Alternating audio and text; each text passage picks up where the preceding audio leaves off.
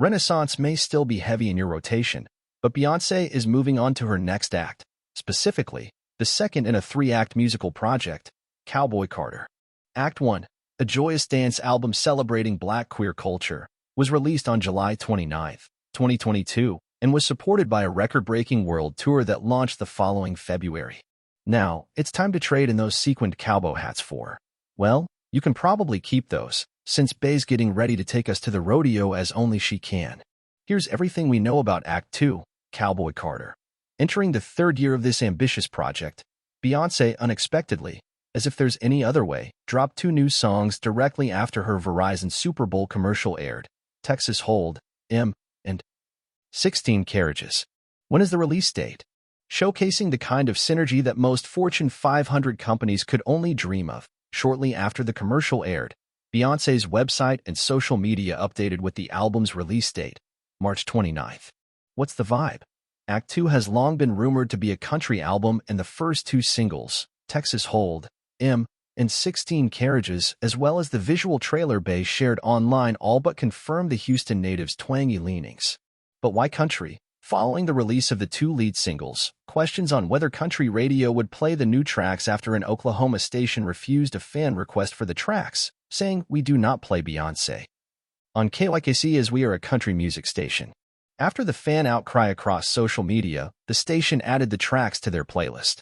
Still, some were quick to criticize Bey for going country, while others were quicker to point out that country music, like all American popular music, has its roots in Black culture, and Bey's out here reclaiming some of that history. And let's not forget the Daddy Lessons remix with the Chicks. Country music is based on the music from Africa brought over on the slave ships. And from Europe.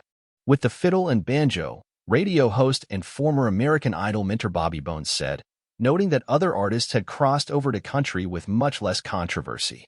So all these dudes yelling that ain't country, unless you're European or African, you ain't really country. What's the album cover? Bey shared the album cover and title on social media on March 12, a saddle with a red, white, and blue sash emblazoned with Cowboy Carter. America has a problem, and it's dropping at the end of the month. Why all the secrecy? It's Beyoncé. What do you want? Mama loves to keep us on our toes. While pushing ever forward, at the end of the day, Bey's just a good, old-fashioned entertainer, throwing fistfuls of razzle and dazzle our way. And she's about the only global superstar who can keep multiple secrets at any given time. What's the third act? Wouldn't you like to know? And we would too. A Destiny's Child reunion? Epic diva duets? Renaissance Taylor's version? The possibilities are endless. Beg your pardon.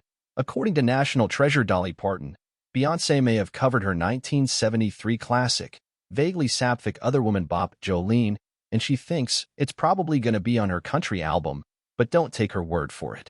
Parton said she heard and thinks and hopes that Bey has covered the song. Considering how close to her sequin vest Bey keeps these kinds of things, it's perhaps best to take this one with a grain of salt. Not that Dolly Parton is a liar, perish the thought, but it might just not be a straightforward cover. How did Franklin the Turtle get pulled into this? The internet seemed to think that Texas Hold''em sounds similar to the theme song from late 90s/early 00s kids cartoon Franklin. It doesn't. But that didn't stop the composer of that theme song from weighing and saying basically this ain't no Texas, and this ain't no Franklin.